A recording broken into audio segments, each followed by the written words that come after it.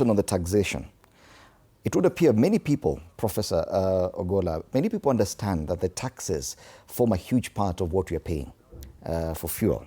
Up to 80 shillings to 82 shillings, over 80 shillings for a litre of petrol, over 70 shillings for a litre of diesel. People understand this, yet the CSs insist this is a global issue. The president, because we cannot blame the president for this taxation. This has existed for quite a while. He noted this back in 2022, but appears to have done nothing. This is something he should have anticipated, that in case of a geopolitical issue globally, these taxes will come back to bite us. Fred, allow me to say the following, that some quick facts here. Strait of Hormuz only passes 20% of the fuel globally. So what is happening with the other 80%? Mm-hmm. The other thing I have to say, that don't say that it's not the present issue. He's been named Zakayo, and reasons could be obvious, isn't it? He's I said that because he's not the one who introduced all these taxes on fuel. Yes. But that's being said as saying that the president has got a responsibility. And if you look at his order of execution of oath of office, it's very clear. He needs to do this one. This is something he can do. Policy. He needs to issue an executive order. That's what was done. It's been done by presidents. If he does not know executive order, instead of doing executive order, he is on top of the vehicle, shouting propaganda. He should sit in the office.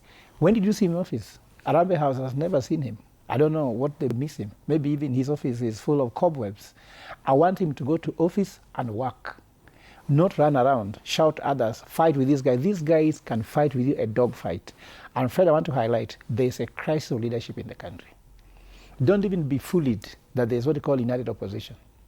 What are they doing? This country is like a father without children. Jesus could have said, God could have said that the sheep without shepherd.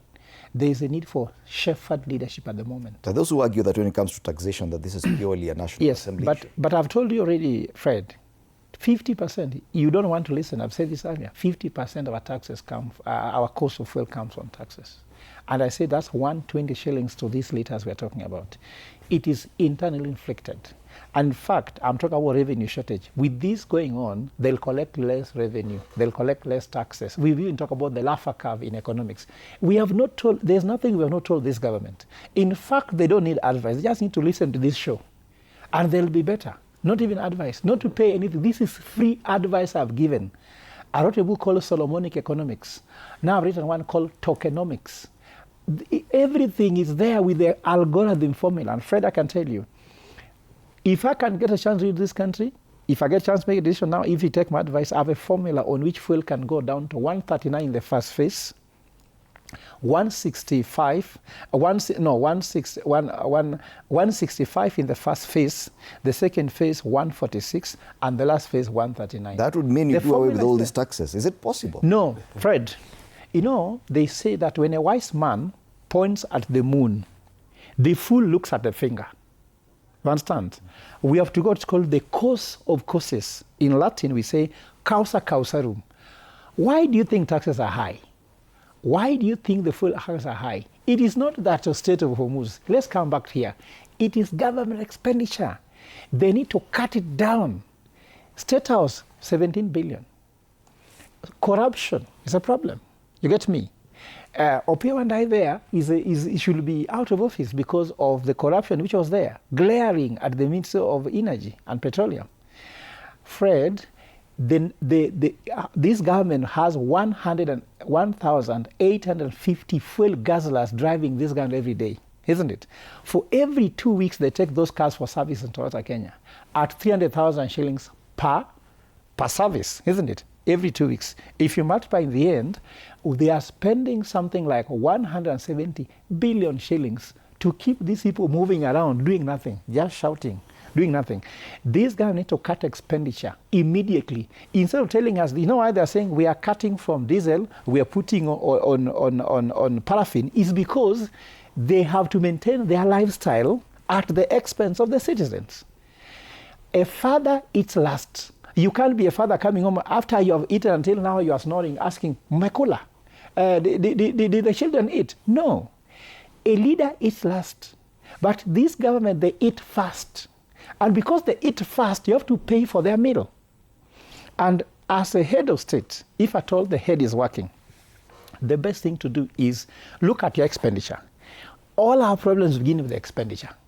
Fred, let me give you just something very clearly to tell you they are so too incompetent even to be asked to sit down to discuss. You get me?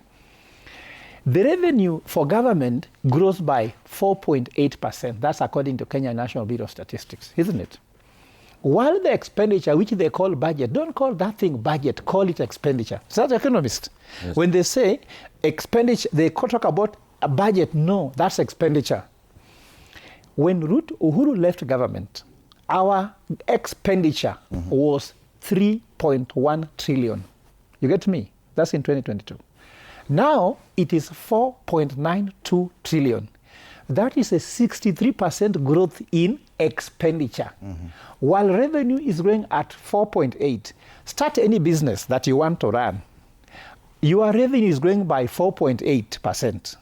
Your expenditure is growing by 63%. You're not in business. Hata kama wewe ni mama mboga, even if it's a motorcycle, whatever business you do, revenue cannot grow slower than your expenditure.